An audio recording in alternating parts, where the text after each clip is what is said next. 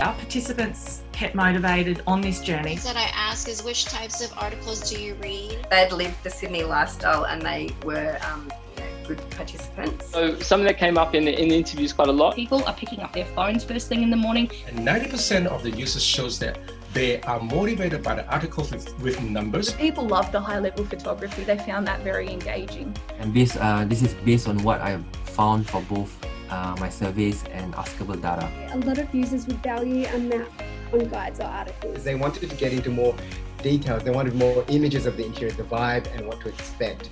The to-do lists is you need to engage in a UX and web developer to kind of really explore a knockdown and rebuild of the current site. Very humbled actually to be so lucky to be part of this and for you to spend time on the business that I really love.